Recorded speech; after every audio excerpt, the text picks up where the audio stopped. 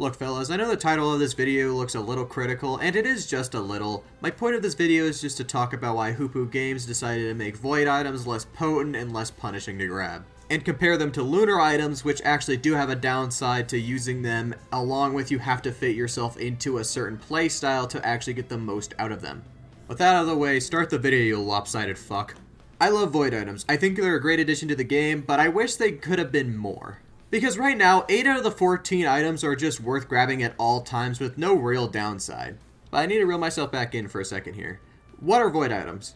For those of you who don't own the DLC or just haven't played the game for whatever reason, the void items are items that you can grab out of these funny pods or these tiny little egg looking things on the ground. For the price tag of 50% of your HP, you can get one of the 13 items, but each of those items will corrupt a different one. So, a ukulele will turn into a polyloot, and there is no way of ever getting a ukulele. It'll always turn into a polyloot, so it changes the item out entirely. So the idea here is that you either have to choose the new one or the old one to keep. This is a very strong start because making the choice between some of the best items in the game or a new version of that best item is a really strong concept. And for the more niche price tag of 50% of your HP in Eclipse mode. 50% of your HP is a big deal in Eclipse because you don't regen and heal as much as you could in a normal mode. You also lose permanent HP from it, so it's a catch-22 because you could grab an item that's actually worth it for you, or you could have an item that's completely worthless and now you're just down HP. I really like it. It's a very strong concept in Eclipse, but also in the normal mode it's not that big of a deal. But enough about how it can interact with the game. Let's talk about rolling those dice like the gambling addicts we are. The reason why you would gamble is a lot of these items are just worth it 9 times out of 10. Out of the 14 items that can be corrupted, there are 4 that are just kind of situational, there are 2 that are just kind of bad, and then there are the rest that are actually good for having. Because I thrive off of controversy, let's talk about the ones I think are bad. The Singularity Band and the Zygote are pretty good, they're just not very great compared to their counterparts. The Zygote kind of sucks because it eats all your boss items, meaning that you'll just not have a Molten Perforator, a Shatter Spleen, or any of those boss items. They'll all turn into the Zygote. But in exchange, you can spawn in a ton of void enemies that'll help you out, and they're basically your pets. So it's still pretty good for certain playstyles, like I like to use it on Engineer, it's really fun. But it's still not as good as just having Molten Perforators or something like that. Singularity Band kind of sucks just because it gets rid of Runald's and Kajiro's band for something that's very mediocre at best. Like, it's helped me a few times during a Mithrix run, but it's still not as good as just having pure single target damage. These items aren't bad on their own or in a vacuum, they're just not good when they take the place of better items. But these items needed to be in the game, so you got punished for actually using the larva. Oh my god. That's an eye, dude. I didn't even know that. I always thought it was a big ass mouth for the fucking teddy bear. I hate that. I hate this. I hate everything about it. The larva is probably the best drop you can ever get from one of the orbs. It's basically just Dio's best friend, but it's practically free. At least in my experience for Eclipse or shorter runs. You will still revive like normal, but every item that you have that is void corruptible will corrupt.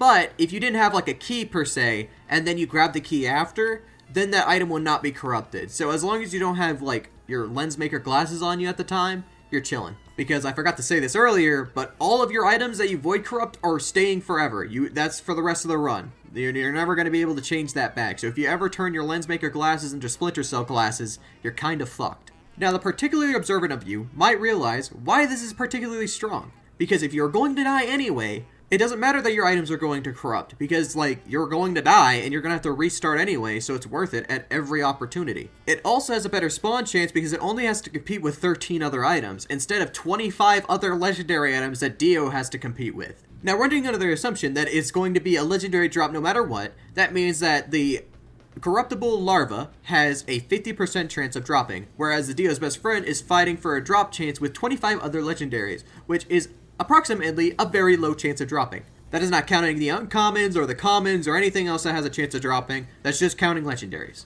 Now, putting my nerd emoji back away, basically, you're going to have a better chance of getting the larva over a Dio's best friend, so it's always worth going for. Speaking of that one other item, let me talk about it real quick, even though I'm going to piss off a ton of people who actually enjoy the item by talking about how boring I find it. The Benthic Bloom, or what I'm going to refer to it as is the Boring Clover, is just boring. It's just going to upgrade your items, commons to uncommons, uncommons to legendary items every stage you move. It's cool, it's a good idea, but I don't know why, I just find it incredibly boring. I don't hate it, it's not a really bad item, and again, it's a pretty cool concept. I just find it boring. It takes a lot of the fun out of getting items and more of just like, oh, This is another item to feed into my Benthetic Bloom, rather than anything cool about getting a new item, you know what I mean? By the end of the game, all the stacked legendary is going to ruin the excitement of ever pulling a legendary. I don't know if I'm alone in this, and I'd really like it if you commented and told me how you feel about this item, because I literally have no idea if I'm in the minority with this or what. Now this rant out of the way, let's talk about the situational items. Most of these just depend on who you're playing, right? So Needle Tick, Splinter Cell's Glasses, or Plasma Shrimp are going to be very good on high fire rate characters like MUL-T or Commando, but not going to be that great on someone like Railgunner or Acrid. But the Lysate Cell is also very dependent on the character, because some special abilities aren't as important as the others. Void Feet, Molt Feet, or Capped Feet don't get much use out of it. This is what I was looking for the Void items. This is my main criticism, is that I wanted honest-to-God side grades. I wanted these to be a choice. You wanted to have the choice of choosing between Plasma Shrimps or ATGs, because they're better on some characters and worse on others.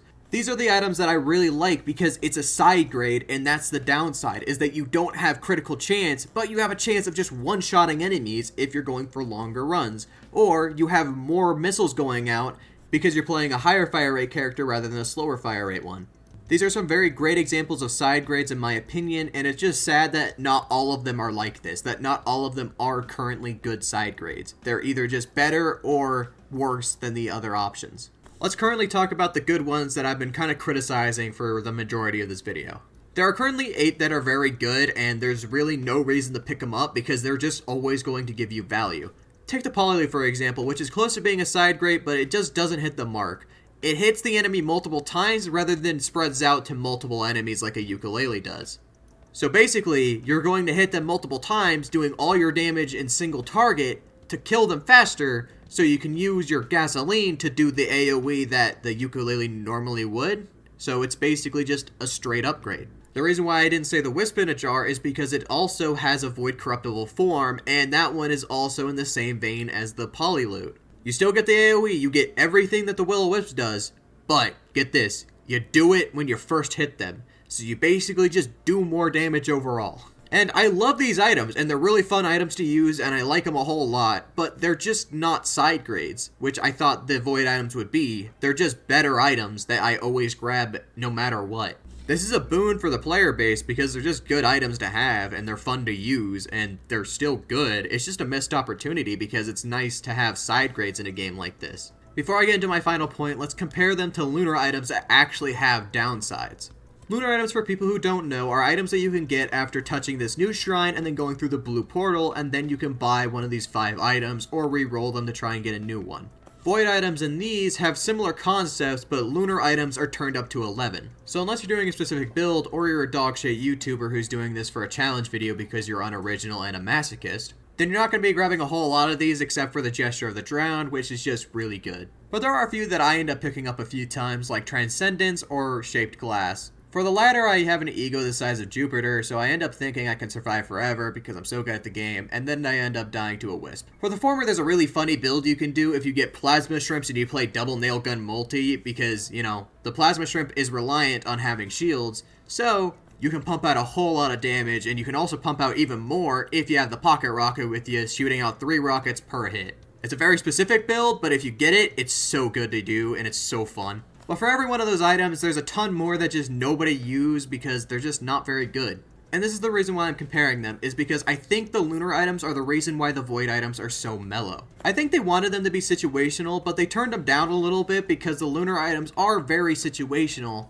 but not many people use them, and they wanted the void items to be a mainstay of the game. But in the process, they declawed a lot of the situationalism out of a lot of the items, so a lot of them are just plain upgrades to the other items. My point at the end of the day, because I'm very bad at explaining this throughout the video, is that it's just a missed opportunity. I love the items, they're very strong, and they're very fun to use, and all of the above, it's very good. It's a very good update.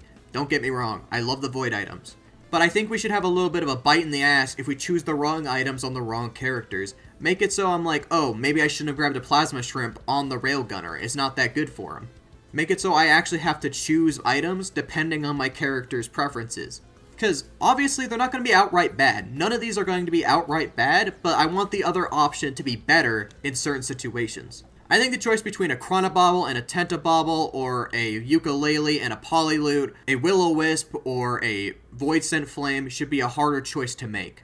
But that's just my opinion. You guys can disagree if you want in the comments. I like making hard decisions and playing Eclipse and all of that. I like getting challenged with my video game, but also I get that this game is a lot about just having a fun time, right? I like having side grades and making tough decisions, and that's just how I like to play. But having straight upgrades in a game is not a problem. It's not a bad thing. I think it's just a missed opportunity. But I can't thank you enough for sticking around this long, and if you guys had any opinion throughout this video, feel free to leave them in the comments. Even if it's negative about my video, I don't mind, because, you know, that's the only way we grow, right? But if you did like the video and you think it's enough for you to pop by again, please subscribe. That would be great, and I would love to hit 500 by the end of the year. So, well, with that all out of the way, I really hope you guys enjoyed, and I really hope that you guys have a great day.